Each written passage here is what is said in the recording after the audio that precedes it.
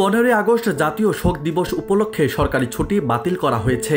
মঙ্গলবার সন্ধ্যায় ডক্টর ইউনূসের সভাপতিত্বে উপদেষ্টা পরিষদের বৈঠকে এ ছুটি বাতিল করা হয়। প্রধান উপদেষ্টার দপ্তর থেকে পাঠানো এক সংবাদ বিজ্ঞপ্তিতে এ তথ্য নিশ্চিত করা হয়েছে। উপদেষ্টা পরিষদের সঙ্গে রাজনৈতিক দলগুলোর সংলাপে ব্যাপক ঐক্যমতের ভিত্তিতে জাতীয় শোক দিবস উপলক্ষে ঘোষিত 15 আগস্টের সাধারণ ছুটি বাতিলের বিষয়টি অধ্যক্ষার উপদেষ্টা মণ্ডলী বৈঠকে অনুমোদিত হয়েছে।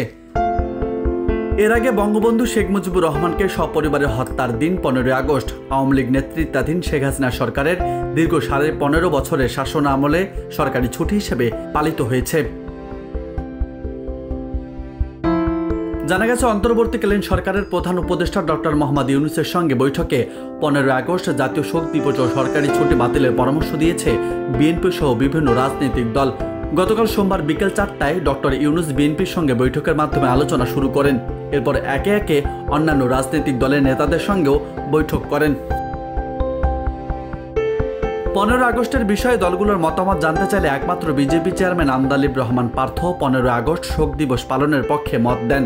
তিনি বলেছেন, 15 আগস্ট সর্বজনীন, যতটুকু শ্রদ্ধা পাওয়া উচিত ততটুকুই শ্রদ্ধাই যেন পায়। এদিকে উপদেষ্টা পরিষদের বৈঠকে ছাত্র জনতার গণ অভ্যুত্থানে শহীদ স্মরণে শোক প্রস্তাব গ্রহণ করা হয়েছে। রাজু আহমেদ, বার্তা 24।